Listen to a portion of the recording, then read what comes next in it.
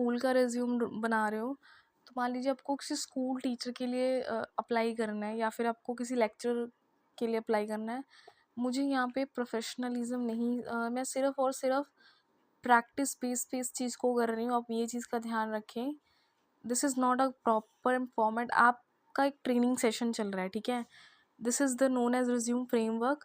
जैसे मैंने एम.कॉम की है, मैंने यूजीसी नेट का अटेम्प्ट दिया है, second attempt. I will give a 2 attempt multiple times. अब मेरे अंदर जो लीडरशिप क्वालिटीज़ हैं, ठीक है, वो मेरी हाईलाइट है।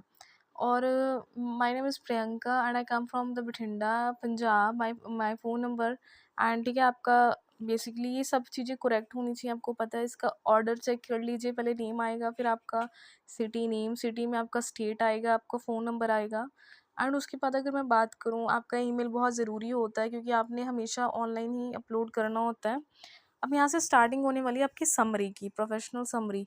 यहाँ पे मैंने प्रोफेशनल वर्ड इसीलिए यूज़ किया है क्योंकि उनको प्रोफेशनल ही चाहिए होता है, जो ऑफिसर्स होते हैं बेसिकली।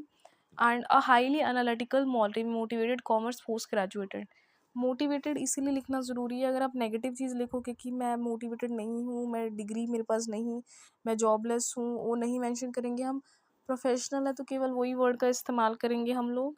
हाईली एनालिटिकल मतलब बहुत ही ज़्यादा गहराई सोचने वाले, हर एक चीज़ को एनालाइज करने हैं, छोटी से छोटी चीज़ को। कॉमर्स पोस्ट ग्रेजुएट, ठीक है, M.Com with strong communication leadership skills. या ऑफ कोर्स आपको पता होना चाहिए आपके पास सबसे स्ट्रॉन्गेस्ट पार्ट कौन सा है, मेंशन करिए यहाँ पे। That is the communication leadership skills. Leadership तो आपने स्टार्टिंग में मेंशन कर दिया था, बट किस चीज़ में है? कम्युनिकेशन में है। Seeking position in a commerce teacher, आपको पोजीशन चाहिए किसके अंदर? कॉमर्स टीचर लेक्चर्स में, ठीक है। एंड उसके बाद अगर मैं बात करूँ, बेसिकली कॉन्सेप्ट किस चीज़ का रहने वाला है, आपको ये भी पता होना चाहिए। कॉन्सेप्ट है सिंप्लीफिकेशन करिकुलम प्लानिंग। सिंप्लीफिकेशन मतलब जो चीज़ बहुत ही ज़्यादा टफ दी होती है उसको बहुत सिंपल करना, करिकुलम के हिसाब से प्लानिंग करनी।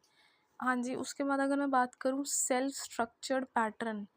सेल्फ स्ट्रक्चर मतलब अपने हिसाब से सब कुछ स्ट्रक्चर करना और पैटर्न देखना। Based learning practical problem solving, इसके ऊपर जो self structure pattern based learning है उसको प्रॉब्लम सॉल्विंग में कन्वर्ट करना, प्रैक्टिकल तरीके से सिखाना। लर्निंग प्रैक्टिकल प्रॉब्लम सॉल्विंग, ठीक है।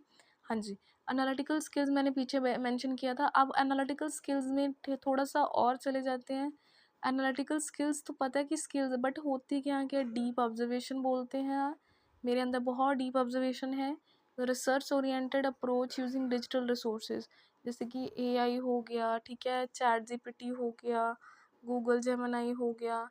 That is the digital resources approach, research oriented. मतलब मेरे पास ये वाली अप्रोच है जिसको मैं यूज़ करती हूँ डिजिटल रिसोर्सेज के थ्रू, ताकि मैं रिसर्च ओरिएंटेड बन सकूँ, ठीक है। That is the analytical skill. So Google educational platform की मैंने बात की आपको। This is point situational analysis बहुत इंपॉर्टेंट है कि मैं हर कॉन्सेप्ट को उसके अंदर जोड़ देती हूँ सिचुएशन को कन्वर्ट करने के लिए। This is my very important situational analysis. हाँ जी, समझ में आ गया आपको मीनिंग। सॉफ्ट स्किल की बात करूँ, सॉफ्ट स्किल मतलब time management, organisational leadership, affective communication, crisis resolution. अगर घर के कर सकती हूँ तो ऑर्गेनाइजेशन के भी हो सकते हैं, but this is a soft skill. Soft skill मतलब ये आ जाता है कि आप उसको किस तरीके से हैंडल करते हो, ठीक है। सॉफ्टली हैंडल करते हो, हार्डली हैंडल करते हो। सॉफ्ट मतलब ईजिली हैंडल करना, ठीक है। एजुकेशन आपने मेंशन कर दिया। अब उसके बाद आती है एक और summary, highly analytical and result oriented. अब रिजल्ट ओरिएंटेड बहुत इंपॉर्टेंट है यहाँ पे, क्योंकि हाँ रिसर्च हो गया बट रिजल्ट नहीं आया, तो result oriented post graduate with UGC NET qualification possessing a unique pattern based approach to teaching commerce. पहले मैंने बताया था कि मेरा जो पैटर्न रहेगा वो रिसर्च ओरिएंटेड अप्रोच है, गूगल डिजिटल रिसोर्सेज को यूज़ करना। अब एक यूनिक पैटर्न के साथ मैं चीज़ करूँगी, जो कि टीचिंग करूँगी अलग अलग तरीक़ों से, यूनिक तरीक़ों से, ठीक है। Accounts management expert at breaking down complex corporate accounts and theoretical into relatable real world scenarios, ठीक है। हाँ जी, उसके बाद आ गया सेल्फ स्ट्रक्चर लर्निंग मटेरियल्स। जो जो मेरे पास होगा उससे मैं यूज़ करके सिखाऊंगी सेल्फ स्ट्रक्चर मटेरियल से लर्निंग करना। आइडेंटिफाइंग एग्ज़ाम ट्रेंड्स, बिल्कुल पैटर्न पर पता करना क्या क्या ट्रेंड फॉलो हो रहे हैं। पिछली बार से अगली बार प्रीवियस ईयर क्वेश्चन पेपर भी होंगे, बट उस चीज़ को ट्रेंड के हिसाब से आज क्या चल रहा है, पीछे क्या चल रहा था, ट्रेंडिंग जो चीज़ हाई, जैसे आप हार्ट बीट देखते हो ऊपर नीचे जाती है, उस हिसाब से trending. Mentoring student for competitive exam, very important, बहुत ज़्यादा इंपॉर्टेंट रोल होता है उस टाइम में मेंटोर करना।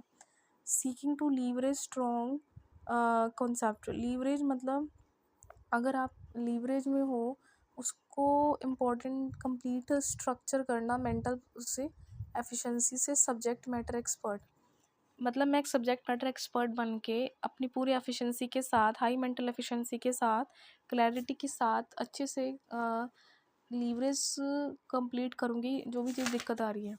अब एक और है एग्ज़ाम ओरिएंटेड टीचिंग। पहले मैंने रिसर्च ओरिएंटेड बताया, फिर रिजल्ट ओरिएंटेड बताया, फिर एग्ज़ाम ओरिएंटेड। अब एग्ज़ाम पे focus, specialised in simplifying UGC NET syllabus, foundation आज कॉम्पिटिटिव मैनेजमेंट एंड थ्योरीज। पहले मैंने बोला था कि बेसिकली सिचुएशन पे, अब फाउंडेशंस पे आ जाऊँगी एंड कॉम्पिटिटिव एग्ज़ाम मैनेजमेंट में कैसे मैनेज करना है अगर आपने उनसे डील कर लिया थ्योरीज़ को। पैटर्न एनालिसिस बहुत इंपॉर्टेंट है। ट्रेंड के बाद पैटर्न एनालिसिस, ट्रेंड समझ में आया होगा कि ट्रेंड क्या, जो पिछले से पिछले साल क्या ऊपर था अब क्या नीचे है। पैटर्न कौन सा लग रहा है, हर साल वही था कि चेंज हुआ, observation. Ability to analyse previous year question,